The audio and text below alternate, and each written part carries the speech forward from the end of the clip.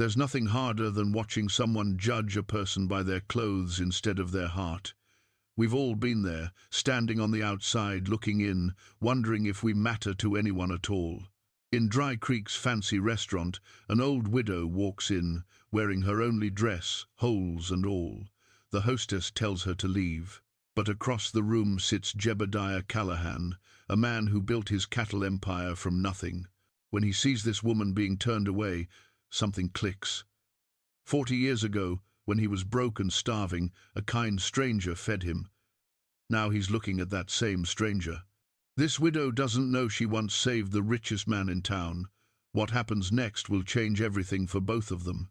Before we jump back in, tell us where you're tuning in from, and if this story touches you, make sure you're subscribed, because tomorrow I've saved something extra special for you. The silver pocket watch in Jebediah Callahan's vest had belonged to his grandfather, a man who died with dirt under his fingernails and pride in his heart. Jed pulled it out now, checking the time as he did every evening at 6:30 sharp, a habit that had survived 40 years of prosperity. The watch face caught the warm light of the crystal chandelier above his corner table at Magnolia's, the only establishment in Dry Creek that bothered with cloth napkins and wine glasses that didn't come from the general store. At 72, Jed commanded respect without demanding it.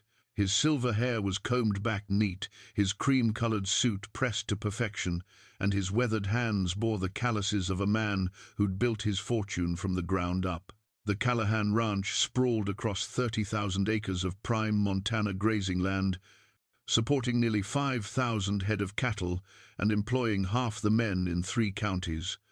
But tonight, like most nights, he dined alone.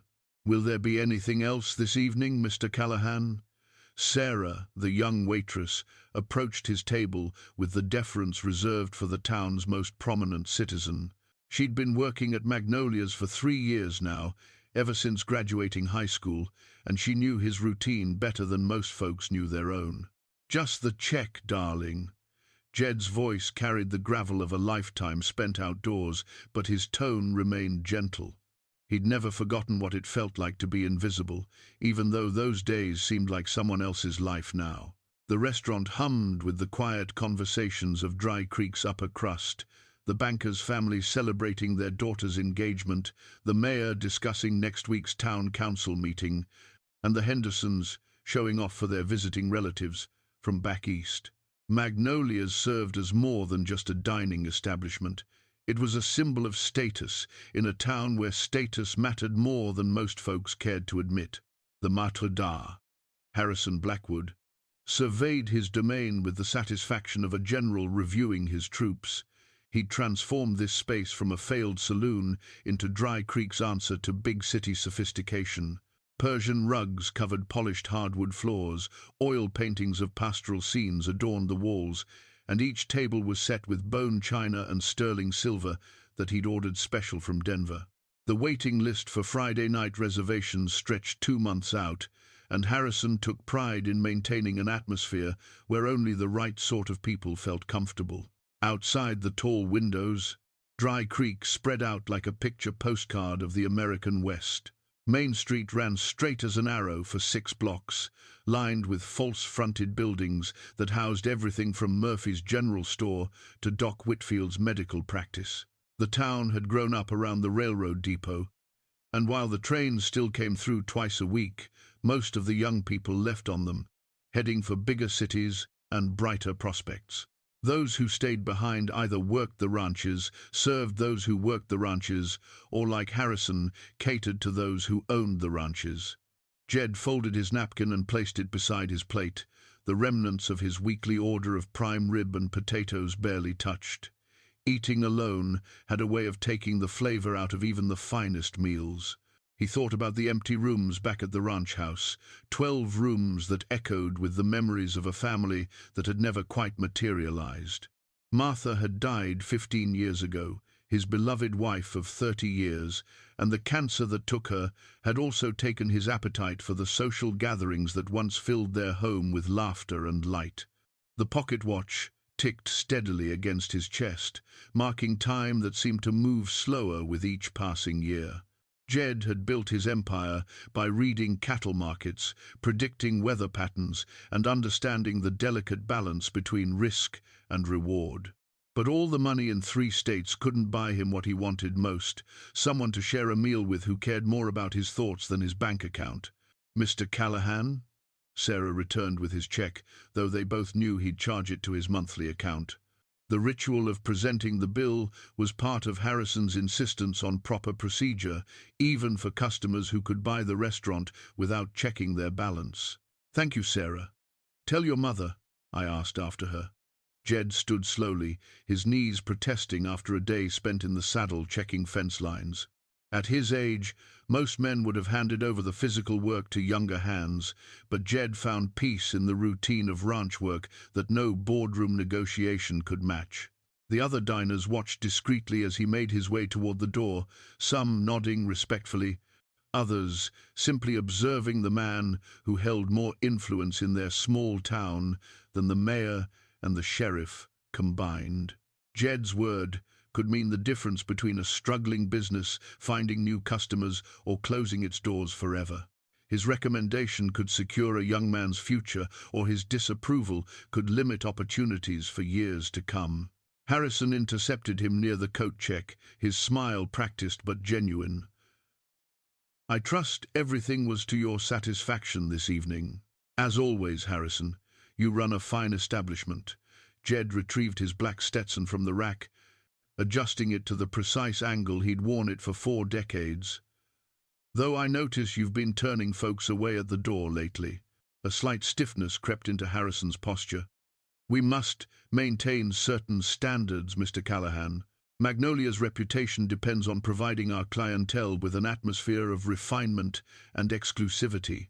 "I suppose it does." Jed's tone remained neutral, but something in his eyes suggested he found the conversation less than settling. "Harrison." The evening air carried the scent of sagebrush and the distant promise of rain as Jed stepped onto the wooden sidewalk. Main Street was settling into its nightly rhythm, the saloons were filling up with ranch hands, celebrating the end of another long day. Families were finishing their supper and gathering on front porches, and the Methodist church bell was calling faithful souls to Wednesday evening services. Jed's black Cadillac sat waiting under the street lamp, as out of place among the pickup trucks and dusty sedans as Magnolia's was among the weathered storefronts. His driver, Tommy Reese, straightened when he saw his employer approaching. Tommy had worked for the Callahan Ranch for 12 years, ever since a rodeo injury ended his bronc riding career, and he'd learned to read his boss's moods like others read the weather. "Evening, Mr. Callahan. How was your supper?" "Same as always, Tommy. Let's head home." The ranch house sat 5 miles outside town, a sprawling 2-story structure that spoke of prosperity without ostentation. Jed had designed it himself, with wide porches that caught the morning sun and enough bedrooms to accommodate the children he and Martha had always planned to have. Now those rooms served as reminders of dreams deferred and opportunities that time had swept away like tumbleweeds in an autumn wind. As they drove through the gathering darkness, passing fence posts that marked the boundaries of his property, Jed found himself thinking about the early days when every dollar mattered and every decision could mean the difference between success and failure. He'd started with nothing but a willingness to work harder than the next man and a faith that honest dealing would eventually pay dividends. 40 years later, he owned more land than he could ride across in a day and employed more people than some small towns, but success had come with a price he hadn't expected to pay. The loneliness had crept up on him gradually, like winter settling over the high country. First, it was the business associates who saw him as a bank account rather than a friend, then the social invitations that felt more like obligations than pleasures. After Martha's death, the isolation had become complete, surrounding him like a fence he'd built with his own hands, but couldn't figure out how to tear down. Tommy turned the car into the circular drive that led to the main house, gravel crunching under the tires like a familiar greeting. The porch lights were on, casting warm pools of yellow light across the wooden steps where Jed had once imagined children playing and grandchildren visiting. Instead, The house waited empty, maintained by a housekeeper who came and went like a ghost, keeping everything perfect for a life that felt increasingly hollow. "Will you be needing the car tomorrow evening, sir?" "No, Tommy. Take the weekend off. Spend some time with your family." Tommy hesitated, recognizing the tone his employer used when memories were weighing particularly heavy. "You sure you don't need anything? I could stay around, maybe help with—" "Go home to your wife, son. Some things are more valuable than money, and time is the most precious of all." As the Cadillac disappeared down the drive, Jed stood on his porch, looking out over the land that defined his legacy. Somewhere in the distance, cattle lowed softly in their contentment, and the night sounds of the high plains created a symphony he'd been listening to for 7 decades. But tonight, like so many nights before, the music felt incomplete, missing harmonies that no amount of success could compose. He pulled out the silver pocket watch one more time, its familiar weight comforting in his palm. Time moved forward, whether a man was ready or not, and Jed had learned that the only currency that mattered was what a person did with the moments they were given. Tomorrow would bring another day of meetings and decisions, another evening at Magnolia's, another night in a house too big for one man's dreams.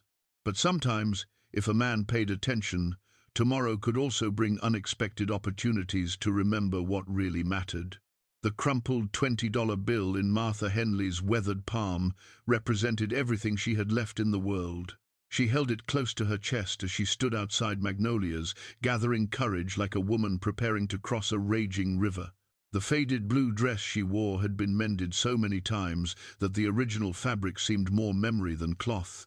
But she'd pressed it as best she could with a cold iron and pinned her grey hair back with the dignity of someone who refused to surrender completely to circumstance.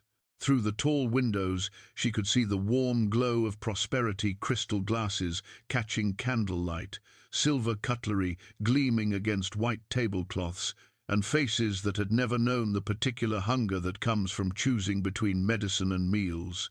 Martha had walked past this restaurant every day for 3 weeks, ever since the bank had taken her small cabin outside town, ever since her late husband's medical bills had finally consumed the last of their savings. The brass door handle felt cool and substantial under her touch, heavier than anything she'd lifted in months. As she stepped inside, the warmth hit her like an embrace, carrying the rich aromas of roasted meat and fresh bread that made her empty stomach clench with longing. For just a moment, she allowed herself to imagine belonging in this place, to picture herself as someone whose presence was welcome rather than tolerated. Harrison Blackwood looked up from his reservation book with the practiced smile he reserved for walk-in customers, but his expression shifted the moment he took in Martha's appearance. His eyes traveled from her worn shoes to her carefully mended dress to her hopeful face, and she watched his hospitality transform into barely concealed disdain. "I'm sorry, but we're fully booked this evening," he said, not bothering to check his reservation list. His voice carried the tone of someone addressing an unwelcome interruption rather than a potential customer. Martha's fingers tightened around the $20 bill. "I was hoping I might get a table for one. Nothing fancy, just—" "As I said, we're completely full." Harrison's smile never wavered, but his meaning was clear. "Perhaps you'd be more comfortable at Murphy's Diner down the street. They serve a very adequate dinner for a more reasonable price." The words hit Martha like physical blows, each one designed to remind her of her place in the town's carefully maintained hierarchy. She'd known this might happen, had prepared herself for rejection, but the reality still stung with surprising intensity. Around the dining room, conversations continued without pause, but she felt the weight of curious glances and whispered observations. "I have money," she said quietly, holding up the $20 bill with as much dignity as she could muster. "I can pay for my meal." Harrison's expression softened with what he might have called compassion, but looked more like pity. "Mrs. Henley, isn't it? I'm sure you understand that Magnolia's caters to a particular clientele. We have certain standards to maintain, and I'm afraid—" "The lady said she has money." The voice came from behind Martha, deep and calm, with an authority that made Harrison straighten immediately. She turned to see a silver-haired gentleman in a cream-colored suit approaching them, his weathered face set in an expression that suggested he wasn't making a request so much as stating a fact. "Mr. Callahan," Harrison's tone shifted to something approaching nervousness. "I was just explaining to Mrs. Henley that we're fully booked this evening." Jed Callahan looked around the dining room with deliberate slowness, his gaze taking in the empty tables that contradicted Harrison's claim. When he spoke, his voice carried the quiet confidence of a man accustomed to being heard. "Seems like you've got plenty of room from where I'm standing." Martha felt the electricity in the air change, the way it does just before a thunderstorm breaks over the mountains. She found herself looking up at this stranger who had stepped into her moment of humiliation, trying to understand why someone of obvious wealth and standing would concern himself with her troubles. "Perhaps there's been a misunderstanding," Harrison said carefully, sweat beginning to form at his hairline despite the evening's cool temperature. "I'm sure we can accommodate." "No misunderstanding at all," Jed interrupted, his eyes never leaving Harrison's face. "The lady wants a table, you've got tables available, and she's got money to pay. Seems pretty straightforward to me." Around them, the restaurant had grown quieter as other diners began to notice the unusual scene unfolding near the entrance. Martha felt their stares like heat from a campfire, some curious, some disapproving, all fascinated by the unexpected drama interrupting their evening meal. "Martha," Jed said, turning to her with a smile that transformed his stern features. "That's your name, isn't it? I'm Jebediah Callahan, but my friends call me Jed. Would you do me the honor of joining me for dinner? I hate eating alone, and you look like someone who might appreciate good conversation." The kindness in his voice nearly undid her completely. Martha had grown accustomed to being invisible, to moving through the world like a shadow that people looked through rather than at. This man was not only seeing her, but offering her dignity in front of people who had just tried to deny it. "I couldn't impose," she began, but Jed was already offering her his arm. "Nonsense. The imposition would be leaving a lady to eat alone when there's a perfectly good table for two going to waste." Harrison watched this exchange with growing alarm, recognizing that he'd walked into a trap of his own making. Jebediah Callahan's opinion could make or break a business in Dry Creek, and Harrison had just embarrassed a woman the cattle baron was now treating like honored guest. "Of course, Mr. Callahan. Right this way, please." Harrison grabbed two menus and led them toward Jed's usual corner table, his mind racing to calculate the damage and determine how to repair it. As they walked through the dining room, Martha felt the weight of every stare, heard the whispered conversations that followed in their wake. She'd become the center of attention in a way she'd never experienced, and while part of her wanted to disappear, another part, a part she thought had died, with her husband stood a little taller. Jed pulled out her chair with the same courtesy he would have shown a duchess, waiting until she was seated before taking his own place across from her. The table was set with more silverware than Martha had seen since her wedding day, and the crystal water glasses caught the light like captured rainbows. "I hope you don't mind my forwardness," Jed said as Harrison hurried to bring fresh water and bread. "Sometimes a man has to speak up when he sees something that just isn't right." Martha's hands trembled slightly as she unfolded her napkin, the weight of his kindness almost too much to bear. "I don't understand why you do this for a stranger." Something flickered across Jed's face, a shadow of memory perhaps, or recognition that hadn't quite formed into conscious thought. He studied her features in the candlelight, searching for something he couldn't name, but felt hovering just beyond his grasp. "Maybe we're not as strange to each other as we think," he said finally. "Sometimes life has a way of bringing people together when they most need each other." The server appeared with practiced efficiency, but Martha could see the confusion in the young woman's eyes as she tried to reconcile this elegant table setting with the woman in the mended dress. Still, she took their orders with professional courtesy, and when Martha quietly asked for the least expensive item on the menu, Jed, gently suggested she might enjoy the prime rib instead.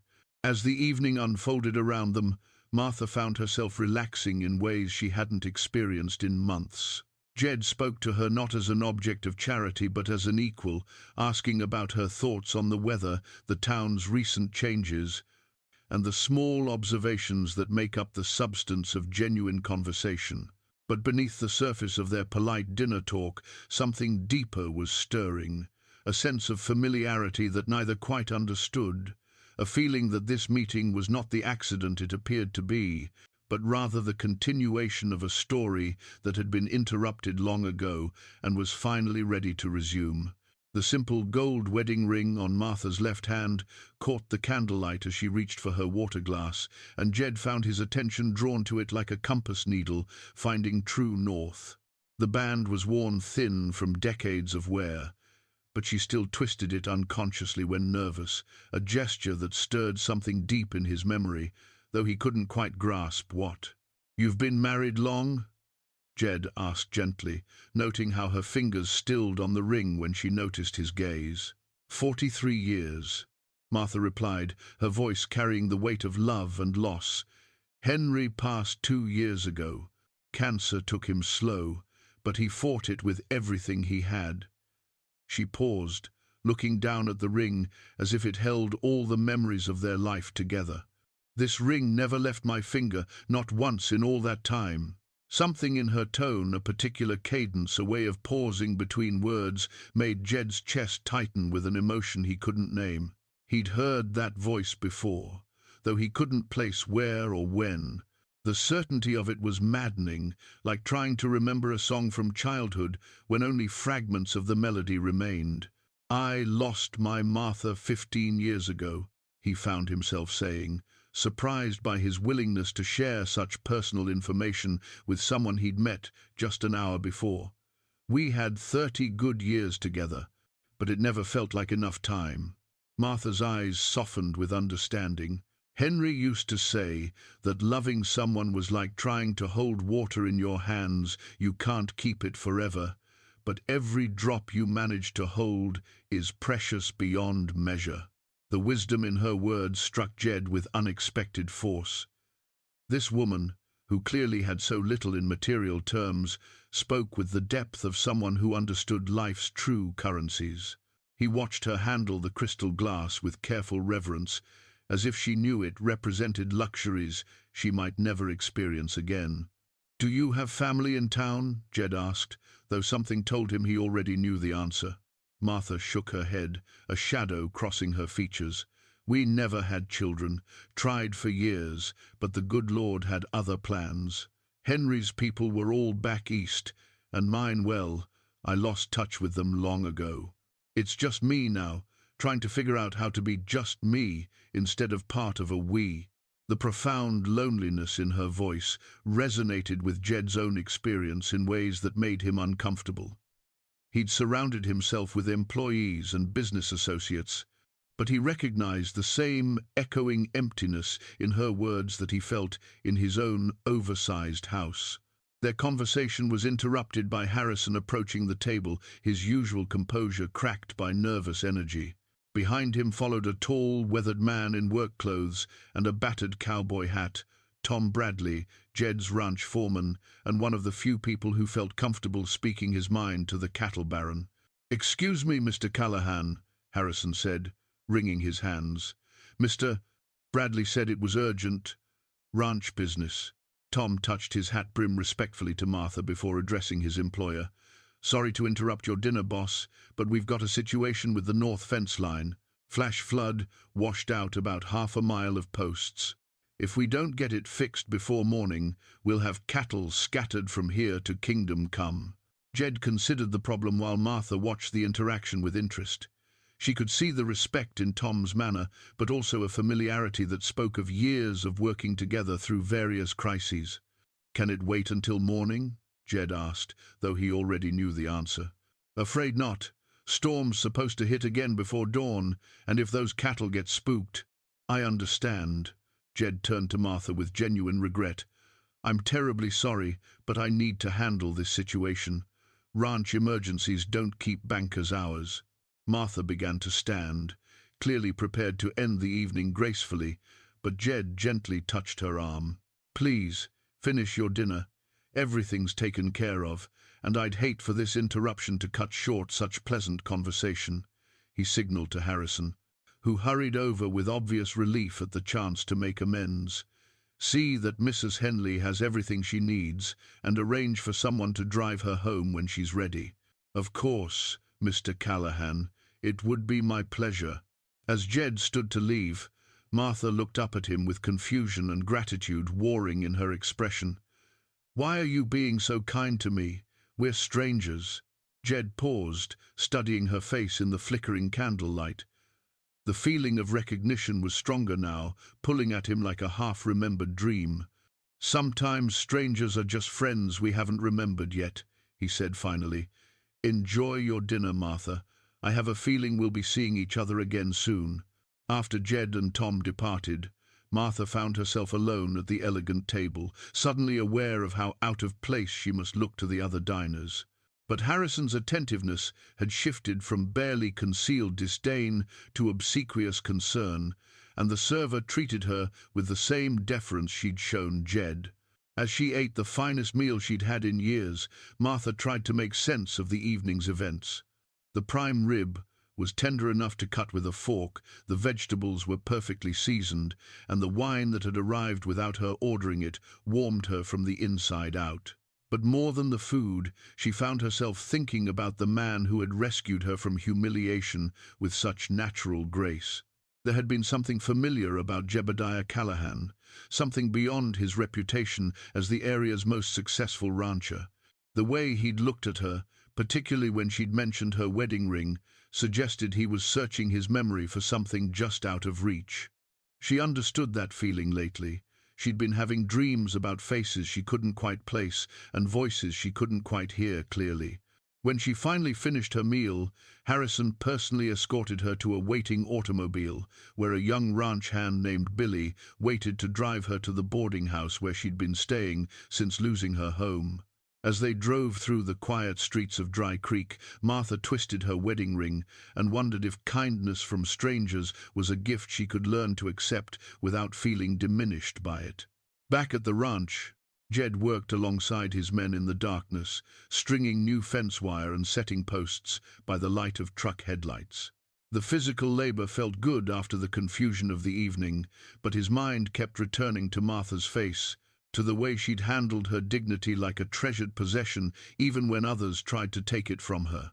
"Boss," Tom said as they secured the final post, "I don't mean to pry, but who was that lady you were having dinner with?" Jed wiped sweat from his forehead, leaving a streak of mud across his skin. "Someone who reminded me that money can't buy the things that matter most." Tom nodded, understanding without needing elaboration.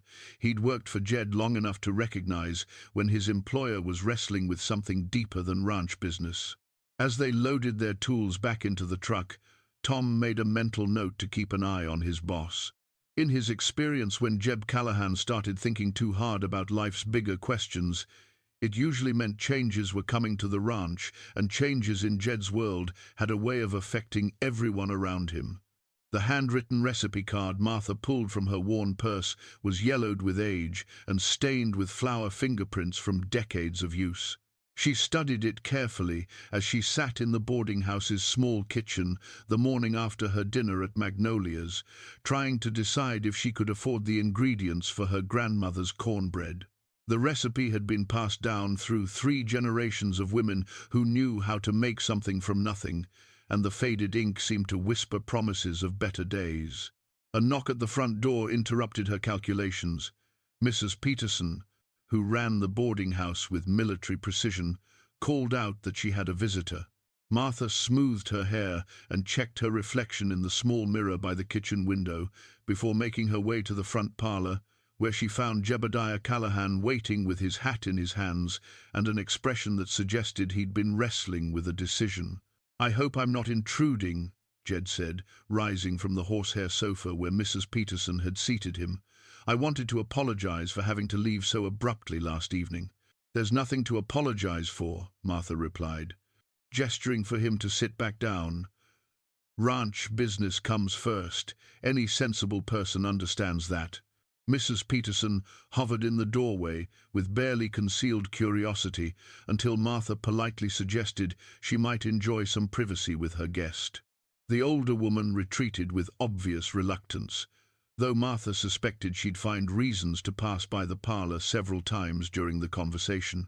"Actually, I came to ask if you might join me for a drive into town," Jed continued. "I thought you might enjoy seeing some of the shops. Maybe picking up a few things you need." The offer caught Martha off guard, and she felt heat rise in her cheeks. "That's very generous, but I couldn't. Before you say no, let me explain myself." Jed leaned forward, his expression earnest. "I've been thinking about our conversation last night, about being alone and trying to figure out how to be just ourselves instead of part of a we. Truth is, I've been struggling with the same thing for years now, and it occurred to me that maybe we could help each other with that particular challenge." Martha studied his face, searching for signs of pity or obligation, but finding only genuine sincerity. "What exactly are you proposing, Mr. Callahan?" "Friendship," he said simply. "Nothing more complicated than two people who understand loneliness, spending some time in each other's company. And please, call me Jed. Mr. Callahan makes me feel like my father, and he was a much better man than I'll ever be." The recipe card crinkled in Martha's hand as she considered his offer. She'd been so focused on basic survival since Henry's death that she'd forgotten what it felt like to have someone simply want her company. The kindness in Jed's eyes reminded her of something she couldn't quite place, a feeling of safety and acceptance that seemed to come from some distant corner of her memory. "I suppose a drive wouldn't hurt," she said finally, "but I insist on paying my own way for anything we might purchase." Jed's smile transformed his weathered features. "You drive a hard bargain, Martha. I accept your terms." An hour later, they were walking down Main Street together, an unlikely pair that drew stares and whispered comments from practically every person they encountered.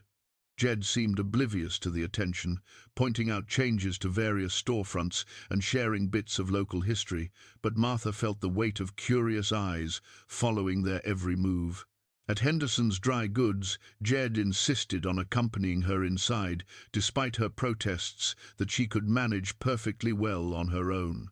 The store owner, Carl Henderson, greeted Jed with the enthusiasm reserved for customers whose purchases could significantly impact monthly profits. "Mr. Callahan, what brings you to town this fine morning?" "Morning, Carl. Mrs. Henley here needs to pick up a few things, and I thought you might be able to help her find what she's looking for."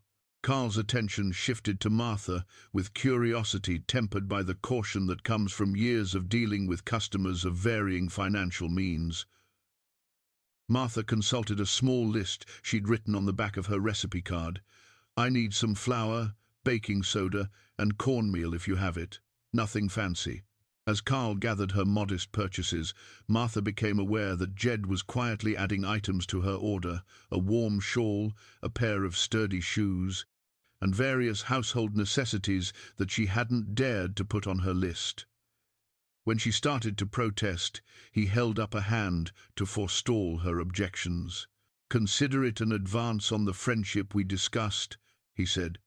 "Friends help each other out, and right now, you helping me figure out how to be good company is worth more to me than a few dollars spent at Henderson's store." The logic was questionable, but the kindness behind it was undeniable.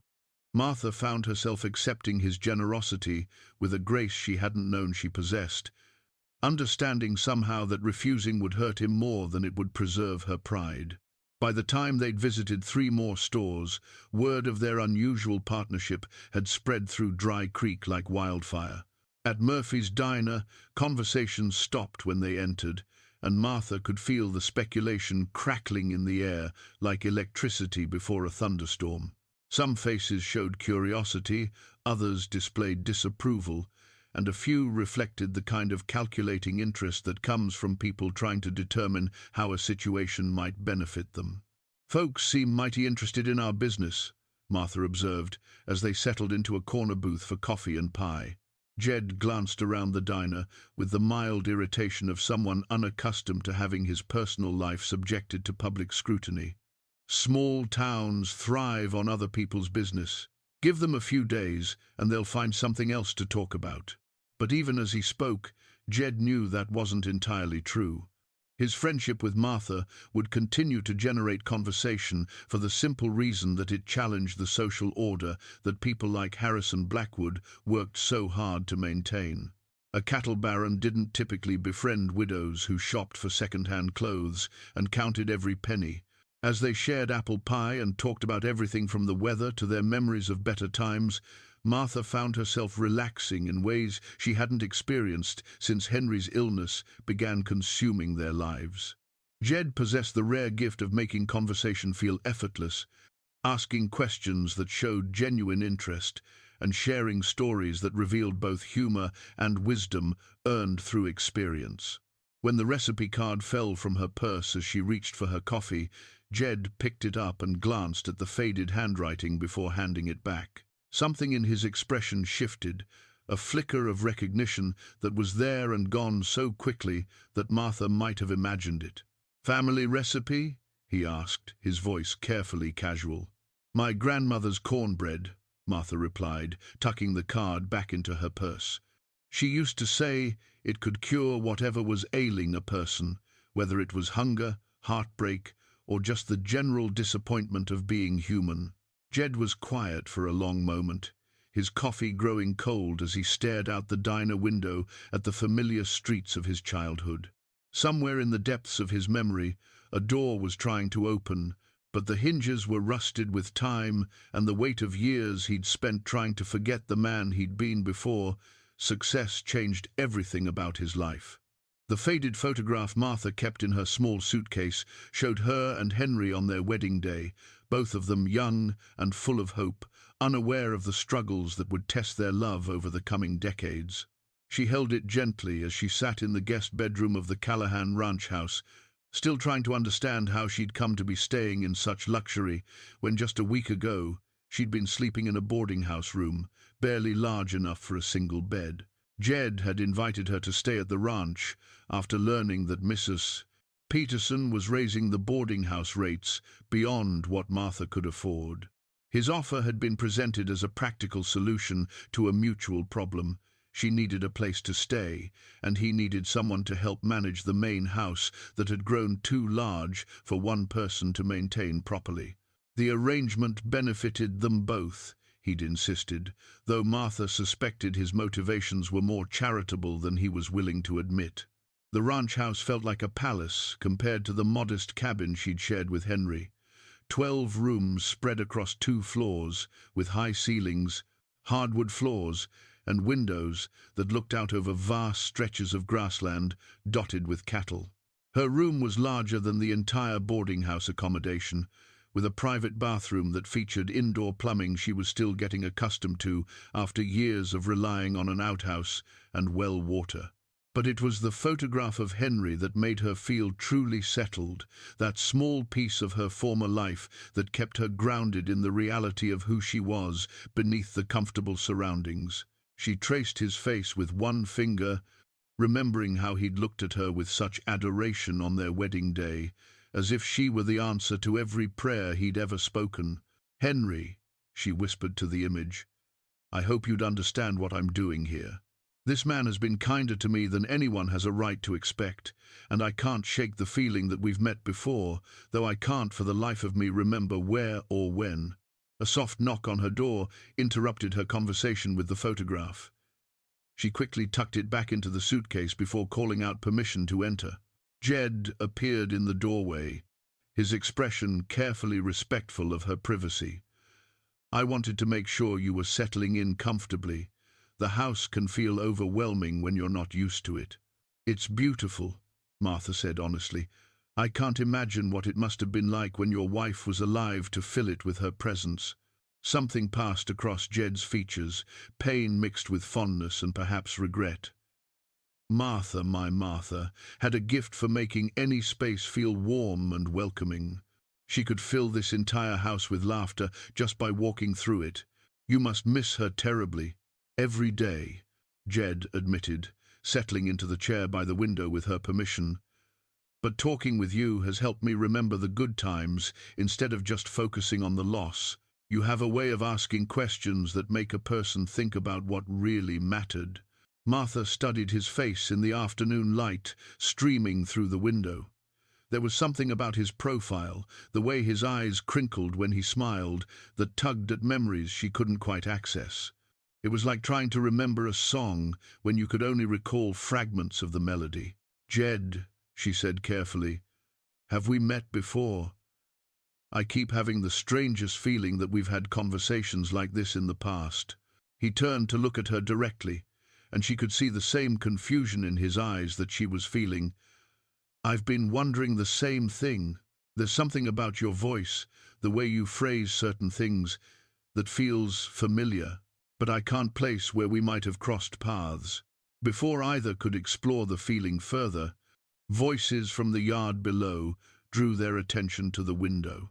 Tom Bradley was talking with a group of ranch hands near the main barn, but their conversation looked more serious than the usual end-of-day discussions about cattle and weather. The men kept glancing toward the house with expressions that suggested they were debating something significant. "Trouble?"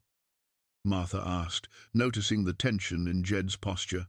"Probably just the usual concerns that come with any change in routine," Jed replied, but his tone suggested he was more worried than he wanted to admit. "The men aren't used to having someone else living in the main house. They're protective of their routines, and my bringing you here has disrupted their sense of how things should work." Martha felt a familiar knot form in her stomach, the anxiety that came from being unwanted, from knowing that her presence was causing problems for people who had been perfectly content before she arrived. "Maybe I should find somewhere else to stay. The last thing I want is to cause difficulties for you or your employees." "Absolutely not," Jed said with surprising firmness. "This ranch belongs to me, and I'll decide who's welcome in my home. The men will adjust, and if they don't, they can find employment elsewhere." His loyalty touched her, but Martha had lived long enough to understand that good intentions couldn't always overcome social realities. She'd seen how the townspeople looked at their unusual friendship, heard the whispered speculation about what a wealthy rancher might want with a poor widow. The assumptions were predictable and unkind, but they carried weight in a community where reputation mattered more than truth. "What do people think is happening here?" she asked quietly. Jed's jaw tightened. "People think what they want to think, regardless of the facts. Some assume I'm lonely enough to take advantage of someone in a vulnerable position. Others figure you're scheming to get your hands on my money. The truth that we're simply two people who enjoy each other's company is apparently too simple for most folks to believe." The bluntness of his assessment stung, partly because Martha recognized the truth in it. She'd lived in small towns long enough to understand how quickly gossip could transform innocent friendship into scandal, especially when the participants came from different social classes. "I don't want my presence here to damage your reputation," she said. "My reputation is based on 40 years of honest dealing and fair treatment of everyone from bank presidents to stable boys," Jed replied. "Anyone who would think less of me for offering hospitality to a friend isn't someone whose opinion I value." Despite his confident words, Martha could see the concern in his eyes. She understood that his position in the community gave him certain responsibilities, and that his association with her could affect not just his own standing, but the welfare of everyone who depended on the ranch for their livelihood. As evening approached and the ranch settled into its nightly routine, Martha found herself looking out at the vast landscape and wondering if she'd found a temporary refuge or walked into a situation that would ultimately hurt the one person who had shown her genuine kindness. The photograph of Henry seemed to watch her from across the room, a reminder that love sometimes required difficult choices, and that protecting those we care about might mean sacrificing our own happiness. The old harmonica Martha found wrapped in tissue paper at the bottom of her small suitcase had been Henry's most treasured possession, inherited from his father, who'd played it around campfires during cattle drives in the 1,890 seconds. She held it carefully in the lamplight of her guest room, remembering how Henry would play soft melodies in the evenings when words weren't enough to express what was in his heart. The instrument was tarnished with age, but when she lifted it to her lips and played a few tentative notes, the sound was as clear and sweet as ever. The melody that came naturally to her fingers was Red River Valley, a song Henry had played countless times during their marriage. She closed her eyes as the familiar tune filled the room, allowing the music to carry her back to simpler times when their biggest worry was whether the garden would produce enough vegetables to see them through winter. From somewhere downstairs, she heard footsteps pause in the hallway, then continue more slowly, as if someone were listening. The thought that she might be disturbing Jed made her lower the harmonica, but before she could put it away completely, another sound drifted up from below, a low humming that perfectly matched the melody she'd been playing. Martha moved to her window and looked down at the front porch, where Jed sat in the darkness, his face turned toward the stars. He was humming along with the tune she'd started, his voice carrying the same notes with a precision that suggested he knew the song as well as she did. But there was something else in his humming, a particular way of phrasing the melody that made her heart skip unexpectedly. She'd heard that exact interpretation of Red River Valley before, many years ago, but from where she couldn't quite remember. The recognition was stronger now, pulling at memories that felt important, but remained frustratingly out of reach. Without conscious thought, she lifted the harmonica again and played the next verse, wondering if he would continue to follow along. He did, and as their impromptu duet drifted across the quiet ranch yard, something clicked into place in Martha's mind, not a complete memory, but a fragment that felt significant. She'd played this song for someone once, someone who'd been hurt and hungry and grateful for any comfort she could offer. The image was hazy, like trying to see through morning fog, but the emotion attached to it was crystal clear. Compassion, protectiveness, and the deep satisfaction that comes from helping another human being when they need it most. The next morning, Martha found herself humming the same tune as she prepared breakfast in the ranch kitchen, a space large enough to feed a small army, but equipped with modern conveniences she was still learning to operate. The gas stove was a marvel compared to the wood-burning cook-stove she'd used for most of her married life, and the icebox kept food fresher longer than she'd thought possible. She was mixing batter for cornbread when Jed appeared in the doorway, drawn by the aroma of coffee and bacon. He paused when he heard her humming, his expression shifting to something between confusion and recognition. "That's a beautiful song," he said carefully. "Do you play it often?" "It was my husband's favorite," Martha replied, not mentioning that she'd heard him humming along the night before. "He used to say music was the closest thing to prayer that most people would ever experience." Jed poured himself a cup of coffee and settled at the kitchen table, a piece of furniture that had seen very little use since his own Martha's death. "I've always believed there's truth in that. Sometimes a melody can say things that words can't reach." As Martha worked, she became aware that several ranch hands were gathered on the back porch, their voices carrying through the open window in fragments of conversation that suggested she was the primary topic of discussion. She caught phrases like "taking advantage" and "gold digger" mixed with more charitable observations about how much happier Jed seemed since her arrival. "The men are talking," she said quietly, nodding toward the window. Jed's jaw tightened. "Let them talk. They'll come around once they see that you're here to help, not to cause problems." But Martha could hear doubt beneath his confident words. She'd been at the ranch for a week now, and while some of the younger hands had begun to treat her with cautious respect, the older employees remained suspicious of her motives. Tom Bradley, in particular, seemed convinced that she represented some kind of threat to the established order. "Maybe they have good reason to worry," Martha said, surprising herself with the admission. "You've been successful by making careful decisions about who to trust." Taking in a stranger without knowing anything about her past might not be the wisest choice you've ever made. Jed looked up from his coffee with an expression that suggested he'd been wrestling with similar thoughts. What if you're not as much of a stranger as we both think? What if there's a reason this feels so natural, like we've been friends for years instead of days? Before Martha could respond, Tom Bradley knocked on the back door and entered without waiting for permission, a liberty that spoke to his long relationship with his employer. His expression was serious, and Martha noticed how his eyes avoided making contact with her. "Morning, boss, Mrs. Henley." His greeting was polite but formal. "We need to talk about the situation with the Hendricks contract." "What situation?" Jed asked, though his tone suggested he already knew the conversation would be complicated. "Words gotten around about." Tom glanced at Martha, clearly uncomfortable discussing business in her presence.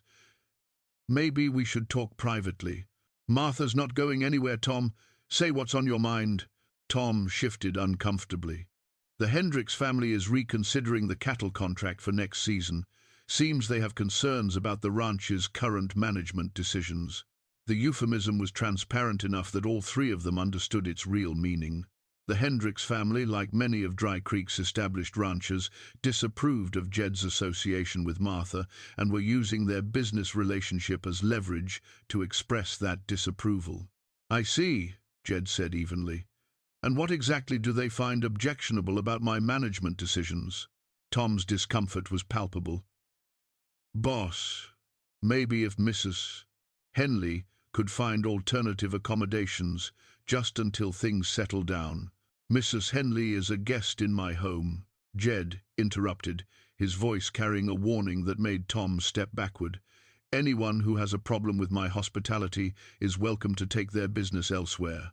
After Tom left, the kitchen fell into uncomfortable silence. Martha continued mixing her cornbread, but her movements were mechanical, her thoughts consumed by the realization that her presence was beginning to cost Jed more than just social approval. Business relationships built over decades were being threatened by their friendship, and she knew from her own experience how quickly financial pressure could destroy even the strongest resolve. "You're thinking too loud," Jed observed, watching her work. "I'm thinking that maybe Tom Bradley isn't wrong," Martha replied. "Maybe my being here is causing more problems than either of us anticipated." "And maybe," Jed said, rising to stand beside her at the counter, "some problems are worth having if they help us figure out who we really are and what really matters." But even as he spoke the words, Martha could see the worry in his eyes, the recognition that their unusual friendship was creating ripples that extended far beyond their personal happiness. The harmonica upstairs seemed to whisper its melodies through the floorboards, carrying memories that felt increasingly important but remained stubbornly incomplete. The carved wooden bird that Martha discovered in her jewelry box while searching for her mother's earrings was no bigger than her thumb, but it stopped her heart completely. The tiny robin, whittled from pine and polished smooth by countless handlings, had been with her for so long that she'd almost forgotten its origins. But seeing it now, in the lamplight of her guest room at the Callahan ranch, brought everything rushing back with the force of a flash flood. She sank onto the edge of her bed, cradling the small carving in her trembling hands as memories cascaded through her mind like water breaking through a dam.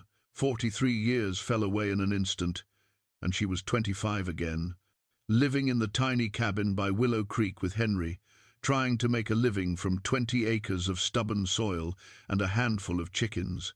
It had been the worst winter in memory, with snow piled higher than the windows and temperatures that killed cattle in the fields. Henry had been fighting pneumonia, and they'd used their last savings for medicine that only seemed to delay the inevitable. Martha had been surviving on cornbread and hope, rationing their remaining flour like it was gold dust, when she'd heard the scratching at her door. The young man who'd collapsed on her porch was more skeleton than flesh, his clothes hanging in tatters and his feet wrapped in rags that had once been boots. He couldn't have been more than 22, with fair hair bleached white by exposure and blue eyes that held the hollow look of someone who'd given up hope of seeing another sunrise. When she dragged him inside, he'd been burning with fever and mumbling incoherently about cattle drives and lost wages, and a father who'd disowned him for choosing his own path.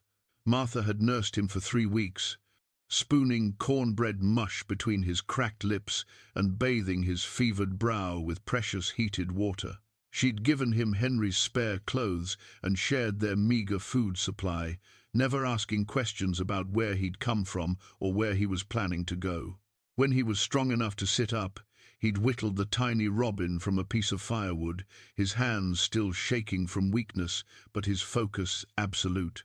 "It's not much," he'd said, pressing the carving into her palm, "but I wanted you to have something to remember that kindness exists in this world, even when everything else seems to be falling apart." His voice, she remembered his voice now with perfect clarity. The same gravelly timbre, the same careful way of choosing words, the same underlying gentleness that made you want to trust him, even when trust was a luxury you couldn't afford. "Jeremy," she whispered to the empty room, using the name he'd given her all those years ago. Jeremy Callahan. But that wasn't quite right, was it? He'd been running from something then, using a name that wasn't entirely his own. Jebediah, he'd admitted on his last morning with them. But everyone called him Jeremy because it sounded less formal, less like the son of a cattle baron who'd been disowned for refusing to follow his father's plans. Martha's hands shook as she turned the wooden robin over in her palm, remembering how he'd left on a cold February morning with tears in his eyes and a promise that he'd never forget what she and Henry had done for him. He'd kissed her cheek like a son saying goodbye to his mother, and she'd watched him walk down the dirt road toward town with her heart breaking for reasons she hadn't fully understood at the time. Now she understood completely. She'd been looking at that same face for the past 2 weeks, listening to that same voice, responding to that same fundamental kindness that had made her open her door to a dying stranger 43 years ago. The boy she'd saved had grown into the man who'd saved her, and neither of them had recognized the other until this moment. The irony was almost too much to bear. She'd lost her home because Henry's medical bills had consumed their savings, the same savings that should have included the money Jeremy Jebediah had promised to repay once he got back on his feet. He'd kept that promise, she realized now. She'd received anonymous payments over the years, small amounts that she'd assumed came from some government program or charitable organization. The money that had helped them through other difficult times, that had allowed them to keep their cabin a little longer than they otherwise could have, it had all come from the grateful young man she'd nursed back to life. But it hadn't been enough in the end. Henry's cancer had consumed everything they had and more, including the modest nest egg that Jed's secret payments had helped them build. The bitter irony was that the man who could have solved all their financial problems with a single check had been helping them anonymously for decades, never knowing that the woman he was trying to repay was struggling to survive just a few miles away. Martha closed her eyes and let the tears come. 43 years of wondering and worrying finally resolved into a truth that was both wonderful and heartbreaking. She understood now why Jed had looked at her with such intensity, why their conversations had felt so natural, why he'd been so determined to help her even when it caused problems with his business associates. The sound of footsteps in the hallway made her quickly wipe her eyes, but she didn't put away the wooden robin. Instead, she held it out in front of her like a peace offering when Jed appeared in her doorway, drawn by the sound of her crying. "Martha? What's wrong?" He stepped into the room with concern written across his features, then stopped abruptly when he saw what she was holding. The color drained from his face as if she'd struck him, his eyes fixed on the tiny carving with the intensity of a man seeing a ghost, and when he spoke, his voice was barely above a whisper. "Where did you get that?" "A young man gave it to me once," Martha said softly. "A half-starved boy who appeared at my door during the worst blizzard I'd ever seen. I fed him cornbread and nursed him through a fever that should have killed him. When he was well enough to leave, he carved this little bird from a piece of my firewood and told me to keep it as a reminder that kindness exists in the world." Jed sank into the chair by her window, his legs suddenly unable to support him. You saved my life. And you've been trying to repay me ever since, haven't you? Those anonymous payments over the years, they were from you." He nodded, unable to speak for the emotion clogging his throat. "I looked for you for years after I got back on my feet. The cabin by Willow Creek was empty, and no one in town knew where you and Henry had gone. I kept sending money to the last address I had, hoping it would find its way to you somehow." "It did," Martha assured him. "More times than you know. That money was the difference between making it through another month and losing everything. You've been watching over us from a distance for 40 years. The weight of recognition settled between them like a bridge, finally spanning a river that had separated them for too long. All the pieces fell into place: his immediate kindness to her in the restaurant, his insistence on helping her, the familiar way they'd fallen into comfortable conversation. Their souls had recognized each other, even when their minds couldn't make the connection. "I was Jeremy then," Jed said finally, "running from my father's expectations and trying to prove I could make it on my own. I was proud and stupid and nearly died for it." "You were hurt and scared," Martha corrected gently. "But you were also grateful and kind, just like you are now." They sat in silence for a long moment, 43 years of separation, finally bridged by a wooden robin no bigger than a child's thumb. The boy who'd promised never to forget had kept his word, and the woman who'd opened her door to a stranger had been rewarded with a lifetime of anonymous protection that had become face-to-face friendship in their golden years. "What do we do now?" Jed asked. Martha smiled through her tears, holding the carved robin up to catch the lamplight. "Now we stop pretending we're strangers and start appreciating the miracle that brought us back together."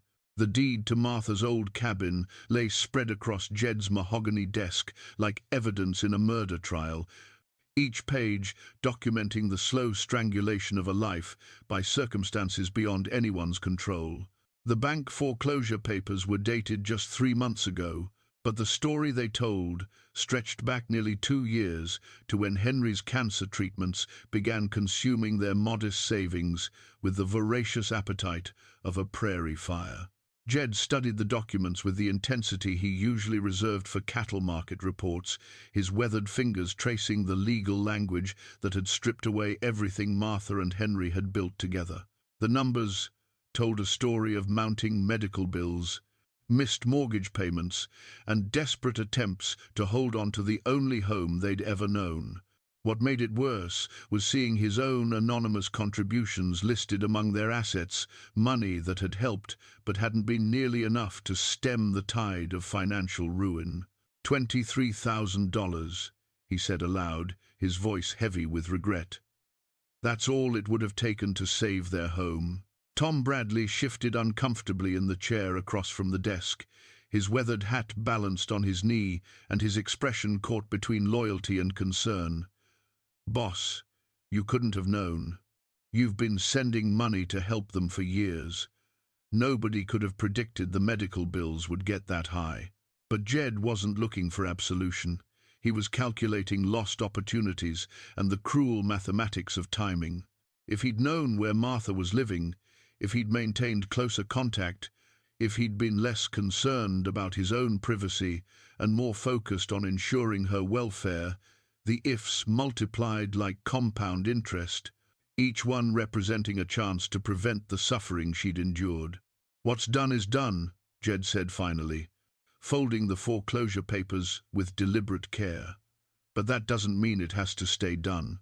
The ranch office fell silent, except for the ticking of the grandfather clock that had belonged to Jed's father, a man who'd built his own empire through determination and what he called enlightened stubbornness. Jed had inherited both traits, along with the understanding that sometimes a man had to make public stands to protect what mattered most. "The town celebration is this Saturday," Tom observed, though his tone suggested he wasn't entirely sure why his boss had brought up the annual event. "Biggest gathering of the year," Jed agreed. "Everybody who's anybody in 3 counties will be there, along with plenty of folks who just want to enjoy good food and music." Tom's eyes narrowed as he began to sense the direction of his employer's thoughts. Boss, you're not thinking of doing something that might. I'm thinking of doing something that needs doing, Jed interrupted. Martha saved my life 43 years ago when I was nothing but a half-dead drifter. She asked for nothing in return, expected nothing, and got precious little for her kindness, except years of watching me send anonymous payments that never seemed to be enough. But if you make some kind of public gesture, especially after all the talk that's been going around, the talk is exactly why this needs to be public. Jed stood and moved to the window overlooking the ranch yard, where Martha was hanging laundry on the line with the same careful attention to detail she brought to everything else. People in this town have been whispering about her motives, questioning her character, making assumptions about why a poor widow would be living in a rich man's house. It's time they learned the truth. Tom followed his gaze and saw Martha shaking out one of Jed's work shirts, smoothing the wrinkles with practiced efficiency. Over the past 2 weeks, she'd transformed the ranch house from a monument to loneliness into something that felt like a home again. The kitchen smelled of fresh bread and coffee, the floors gleamed with proper care, and there was always music drifting through the rooms, humming or harmonica melodies that seemed to chase away the echoes of solitude. The men have come around to her, Tom admitted reluctantly, even the ones who were suspicious at first. She's got a way of making everyone feel like they matter, asking about their families and remembering their concerns. Yesterday, she helped patch up Billy Carson when his horse threw him, and she did it without making him feel foolish for getting bucked off by a green, broke Mustang. She's always been that way, Jed said. Some people are born knowing how to see the best in others, how to offer help without making it feel like charity. It's a gift that can't be learned or bought. So what exactly are you planning for Saturday? Jed turned from the window with the expression that Tom recognized from years of working for a man who didn't make small decisions.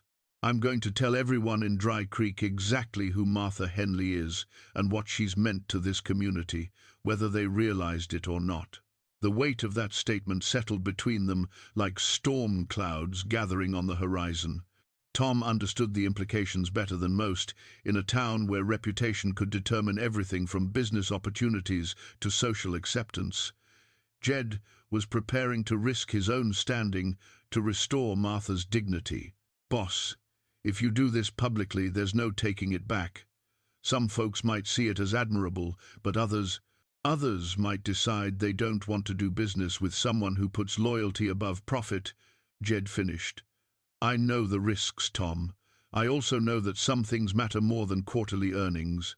Over the next 3 days, word of Jed's planned speech at the town celebration spread through Dry Creek with the efficiency of a telegraph network. He'd requested time on the program, citing ranch business he wanted to discuss with the community, but his tight-lipped demeanor suggested something more significant was in the works. Martha sensed the tension without understanding its source. She noticed how conversations stopped when she entered rooms, how people watched her with expressions that seemed to mix curiosity with anticipation. When she asked Jed about it, he simply said that some things needed to be addressed publicly and that she'd understand everything on Saturday. The pressure from the business community intensified as the week progressed. Harold Hendricks made a personal visit to the ranch, ostensibly to discuss cattle contracts, but actually to express his concerns about Jed's recent decisions. The bank president stopped by with similar diplomatic language that barely concealed threats about loan renewals and investment opportunities. Even Harrison Blackwood from the restaurant made an appearance, suggesting that perhaps some situations were best handled quietly to preserve everyone's reputation. Each visit only strengthened Jed's resolve. He'd spent 40 years building his success through honest dealing and fair treatment of others, but he'd also learned that sometimes fairness required taking stands that weren't comfortable or convenient. Martha had given him his life when he had nothing to offer in return except gratitude. Now, he had the means to return that gift in a way that would restore not just her financial security, but her place in a community that had forgotten how to value true worth. Friday evening found Martha in the kitchen, preparing what she assumed might be her last meal in the ranch house. The whispered conversations and meaningful looks had convinced her that whatever Jed planned to announce on Saturday would probably result in her needing to find new accommodations. She'd already begun packing her few belongings, not wanting to burden him with an awkward departure if things went poorly. She was kneading dough for tomorrow's bread when Jed appeared in the doorway, his expression more serious than she'd seen since the night they'd recognized each other. He carried a small leather portfolio that he set carefully on the kitchen table before taking his usual seat. "Martha, we need to talk about tomorrow." She wiped flour from her hands and joined him at the table, her heart already preparing for disappointment. "I understand that your business relationships have been suffering because of my presence here. If you need me to leave, I need you to trust me," Jed interrupted gently. "Tomorrow is going to be difficult, but it's also going to set things right in ways that should have happened years ago." He opened the portfolio and withdrew a set of legal documents that made Martha's breath catch in her throat. She recognized the letterhead immediately, the same law firm that had handled her foreclosure proceedings. "What is this?" "The deed to a house," Jed said simply. "A small place on Elm Street, 2 bedrooms, nice kitchen, front porch that catches the morning sun. It's yours if you want it." Martha stared at the papers as if they might disappear if she looked away. "Jed, I can't accept something like this. People think what they think because they don't know the truth," he said firmly. "Tomorrow they're going to learn exactly who you are and what you've done for this community. They're going to understand that giving you a house isn't charity. It's the smallest possible payment on a debt I've been trying to repay for 43 years. Through the kitchen window, the lights of Dry Creek twinkled in the distance like earthbound stars. Tomorrow those lights would illuminate a celebration that would change everything for both of them, for better or worse. The deed lay between them on the table, representing not just shelter and security, but the public acknowledgement of a bond that had shaped both their lives in ways neither had fully understood until now. "Are you sure about this?" Martha asked, her voice barely above a whisper. "I've never been more sure of anything in my life," Jed replied. "It's time this town learned what real worth looks like." The speech Jed had written on hotel stationery from his last business trip to Denver lay folded in his vest pocket as he stood before the largest crowd Dry Creek had seen in years. The annual town celebration had drawn nearly 800 people to the main square, where families spread blankets on the grass and children chased fireflies while the Methodist church band prepared for their evening concert. The smell of barbecue and fresh corn on the cob filled the air, mixing with laughter and the excited chatter of neighbors catching up on a week's worth of news. From his position on the makeshift stage constructed from hay bales and lumber, Jed could see Martha sitting on a quilt near the back of the crowd, her face illuminated by the warm glow of Japanese lanterns strung between the elm trees. She'd insisted on attending despite his suggestion that she might prefer to wait at the ranch, saying that if he was determined to make their business public, she wanted to be present for whatever consequences followed.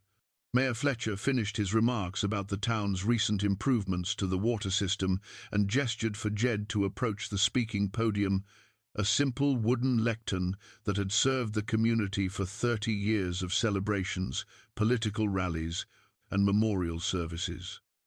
The crowd's attention shifted expectantly. Everyone knew that when Jebediah Callahan asked for time at a public gathering, he had something significant to say. "Good evening, friends," Jed began, his voice carrying easily across the assembled crowd without the need for artificial amplification. "I want to thank Mayor Fletcher for allowing me a few minutes to share something that's been weighing on my heart." He pulled the folded paper from his pocket and smoothed it carefully, though he'd memorized every word during the sleepless hours of the previous night. The crowd quieted to an expectant hush, sensing that whatever came next would be more substantial than the usual announcements about cattle prices or community fundraising efforts. "Most of you know me as the man who owns the Callahan Ranch, someone who's been fortunate enough to build a successful business in this valley we all call home. What you don't know is that 43 years ago, I was a different person, entirely a foolish young man who nearly died of pride and stubbornness on a winter night that should have been my last. A murmur rippled through the crowd as people leaned forward, intrigued by this unexpected glimpse into their most successful neighbor's past. Jed's reputation for privacy was legendary. He'd never spoken publicly about his personal history beyond the basic facts of his marriage and business achievements. I was 22 years old, disowned by my father for refusing to follow his plans for my life, determined to prove I could succeed on my own terms. Winter caught me unprepared and broke, wandering through a blizzard with no food, no shelter, and no hope of seeing another sunrise. Martha's hand went to her throat as she recognized the story she'd lived but never heard told from his perspective. Around her, families and couples listened with the rapt attention reserved for tales that touched universal fears, the terror of being alone and helpless in an indifferent world. I collapsed on the porch of a small cabin by Willow Creek, more dead than alive, and expected to freeze before morning. Instead, I found myself in the hands of two people who embodied everything decent and good about human nature. They took me in without question, nursed me back to health without asking for anything in return, and sent me back into the world with enough strength and hope to eventually become the man you see before you tonight. The crowd's attention was absolute now, the usual distractions of restless children and side conversations completely forgotten. Even the church band had stopped tuning their instruments to listen to Jed's unexpected testimony. For 43 years, I've tried to repay that debt. I sent money anonymously, hoping it would reach them, but I never found the courage to seek them out personally and offer the thanks they deserved. I told myself I was protecting their privacy, but the truth is I was protecting my own pride, afraid they might not remember me or might not welcome the reminder of my lowest moment. Jed's eyes found Martha in the crowd, and he saw tears streaming down her cheeks as she listened to him honor their shared history before the entire community. The emotion in her face gave him strength for what came next, the part of his speech that would transform their private reconciliation into a public reckoning with the town's treatment of someone they'd dismissed and discounted. 3 weeks ago, that debt came due in a way I never expected. The woman who saved my life walked into Magnolia's restaurant, looking for nothing more than a simple meal and basic human dignity. Instead, she was turned away by people who judged her worth by her clothing rather than her character. The murmur that ran through the crowd now carried different energy: recognition, embarrassment, and the uncomfortable awareness that many of them had participated in or witnessed the kind of social exclusion Jed was describing. Harrison Blackwood, standing near the front with other business leaders, visibly paled as he realized where this story was heading. "That woman is Martha Henley," Jed continued, his voice strengthening with conviction. "She's been sitting among you tonight, probably listening to some of you whisper about her motives and her character, wondering what a poor widow could want from a successful rancher." The keys to the small house on Elm Street felt warm in Jed's palm as he withdrew them from his pocket, the brass catching the lantern light like captured sunlight. The crowd had grown so quiet that the rustling of leaves in the evening breeze sounded like whispered conversations, and every person in the square seemed to hold their breath as they waited for the conclusion of his unprecedented public confession. "The truth is," Jed continued, his voice carrying clearly across the assembled faces, "Martha Henley doesn't want anything from me that I haven't already owed her for 4 decades. She's not a gold digger or a schemer or any of the other unkind things I've heard whispered around town. She's a woman who opened her door to a stranger in need and asked for nothing in return except the chance to help another human being survive." He held up the keys, allowing everyone to see them clearly. "These are the keys to a house, a small place on Elm Street, that Mrs. Henley will own free and clear if she chooses to accept them. Some of you might call this an extravagant gift, but I call it the smallest possible payment on the largest debt one person can owe another." The murmur that rippled through the crowd carried notes of surprise, approval, and in some quarters, continued skepticism.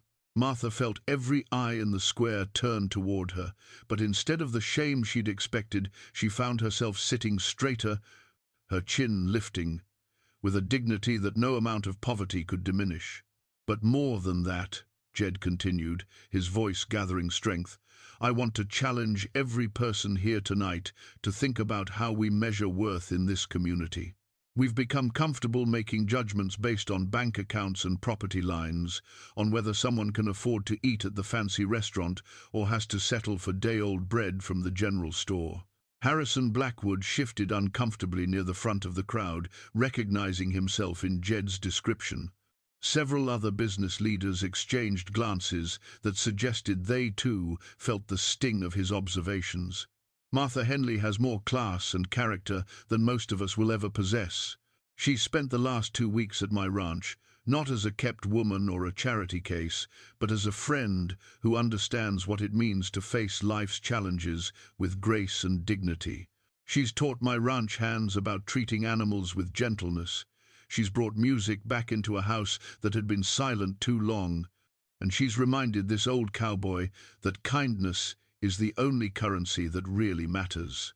A woman near the middle of the crowd, Mrs. Sarah Davidson from the Methodist Church, began to clap slowly. The sound was tentative at first, but it carried across the square with gathering momentum as others joined in. Not everyone applauded. Some faces still showed skepticism or outright disapproval, but a growing portion of the audience seemed moved by Jed's defense of Martha's character. "Now," Jed said, raising his hand to quiet the applause, "I know some of you have concerns about this situation. You're worried about propriety and what people might say. You're concerned about setting precedents or encouraging behavior you don't approve of. But I want you to consider something. What if it was your mother or your sister or your daughter who found herself alone and struggling? What if it was someone you loved who needed help but was too proud to ask for it?" The challenge in his words hit home with devastating accuracy. Every person in the crowd had family members who'd faced hard times, had witnessed neighbors struggling with circumstances beyond their control. The hypothetical suddenly became personal, and Martha could see attitudes shifting in real time as people applied Jed's question to their own experiences. This town was built by people who understood that neighbors help neighbors, that community means something more than just living in the same place, Jed continued. "Somewhere along the way, we've forgotten that lesson. We've started believing that success means keeping others at arm's length instead of reaching out to lift them up." He stepped down from the podium and walked directly toward Martha, the keys still gleaming in his outstretched palm. The crowd parted to create a pathway, and conversations buzzed with excitement and anticipation as everyone strained to see how this unprecedented drama would conclude. When he reached her quilt, Jed knelt down with the careful dignity of a man whose knees protested such gestures, but whose heart demanded them anyway. "Martha," he said, his voice loud enough for everyone to hear, 43 years ago you gave me my life back. If you'll accept these keys, you'll give me the chance to return a small portion of what I owe you." Martha looked at the keys, then at the 800 faces, watching their interaction, and finally at the man who'd saved her from despair just as surely as she'd once saved him from death. When she reached out to accept the keys, her voice carried clearly across the silent square.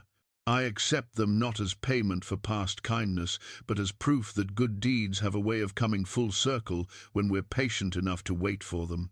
The applause that erupted then was thunderous, genuine, and transformative, the sound of a community remembering what it meant to celebrate true worth instead of surface appearances.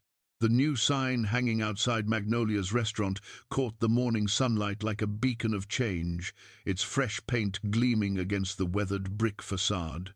"All welcome," it proclaimed in elegant gold letters, replacing the subtle exclusivity that had once defined the establishment's character.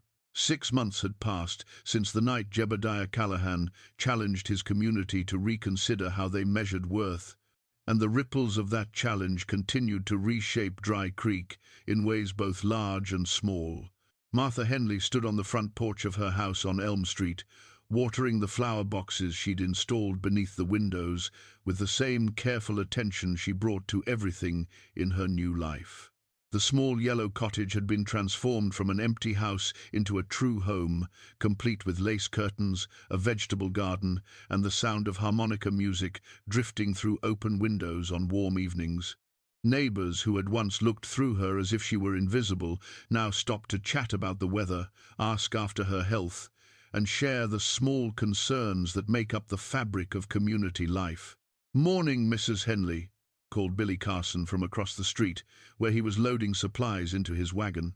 The young ranch hand had been one of the first to embrace the changes at Magnolia's, bringing his new bride there for their first anniversary dinner, despite the modest wages that made such luxuries rare treats. "Good morning, Billy. Give my regards to your wife." The easy familiarity of such exchanges still surprised Martha sometimes. After years of being overlooked and dismissed, the simple pleasure of being seen and acknowledged felt like a daily gift. Her friendship with Jed had evolved into something comfortable and sustaining, two people who understood loneliness, spending time together without the need for complicated explanations or social justifications. They met for dinner twice a week, alternating between Magnolia's and Martha's kitchen, where she prepared the cornbread recipes that had started their journey back to each other. Their conversations ranged from ranch business to philosophy, from shared memories of harder times to plans for a future that seemed brighter than either had dared hope for in their golden years. The changes extended far beyond their personal relationship. Harrison Blackwood had initially resisted Jed's suggestion that Magnolia's adopt a more inclusive approach, but the economic reality of expanded clientele had eventually overcome his social reservations. The restaurant was busier now, filled with families who'd never felt welcome before and working people who appreciated being treated with the same courtesy once reserved for cattle barons and bank presidents. Not everyone had embraced the transformation. Harold Hendricks had made good on his threat to cancel his cattle contracts, taking his business to a ranch in the next county, whose owner shared his views about maintaining proper social boundaries. A few other old guard families had followed suit, but their departure had been offset by new relationships with ranchers who respected Jed's principled stand and wanted to do business with a man who valued character over connections. The financial impact had been manageable, but more importantly, the ranch had gained something money couldn't buy, a sense of purpose that extended beyond profit margins. Tom Bradley, initially skeptical of the changes, had become one of Martha's strongest advocates after witnessing how her presence had improved morale among the ranch hands. She remembered birthdays, inquired about family troubles, and treated every worker with the dignity of someone whose contribution mattered. "You've got visitors coming up the drive," called Mrs. Patterson from next door, where she was hanging laundry with the efficiency of someone who'd been doing ranch work for 40 years. Her husband managed the livery stable, and their family had been among the first to welcome Martha into the community's social fabric. Martha shielded her eyes against the morning sun and saw Jed's familiar black Cadillac approaching, though it was earlier than their usual Sunday drive to church. When the car stopped, both front doors opened. Tommy Reese emerged from the driver's side, but it was the passenger who made Martha's heart skip with pleasant surprise. Sarah, the young waitress from Magnolia's, stepped out wearing her Sunday best and carrying a small bouquet of wildflowers. She'd been coming to visit Martha regularly since the night of the town celebration, drawn by a friendship that bridged generations and circumstances with remarkable ease. "Mrs. Henley," Sarah called out, "Mr. Callahan thought you might like to join us for the dedication ceremony at the new school. They're naming the library after citizens who've made significant contributions to the community." The honor had come as a complete surprise to Martha. Nominated by a coalition of families who wanted to recognize her decades of quiet service, the meals she'd prepared for sick neighbors, the children she'd minded during family emergencies, the countless small kindnesses that had gone unnoticed until someone finally bothered to notice them. As they drove toward the schoolhouse where 3 generations of Dry Creek children had learned their letters and numbers, Martha reflected on the strange circular nature of life's blessings. She'd saved a young man's life during the worst blizzard in memory, never dreaming that 43 years later he would return that gift multiplied beyond measure. The carved wooden robin sat on her kitchen windowsill now, catching the light each morning as she prepared breakfast and planned her day. It had become a reminder that kindness was never wasted, that good deeds had a way of echoing through time in ways the giver could never predict or control. "Ready?" Jed asked, as they pulled up to the schoolhouse, where a small crowd had gathered to celebrate the community's investment in its children's future. Martha smoothed her dress, a new one purchased without counting pennies or calculating whether she could afford such luxuries, and smiled at the man who taught her that some debts were paid not with money but with the courage to keep, choosing kindness even when it wasn't convenient or profitable. "I'm ready," she said, and meant it in ways that extended far beyond the morning ceremony. She was ready for whatever came next, knowing that she was no longer facing it alone, and that the community around her had remembered what it meant to see worth in unexpected places. The sun climbed higher over Dry Creek, illuminating a town that looked the same as always but felt fundamentally different, a place where all were welcome and kindness was recognized as the currency that mattered most.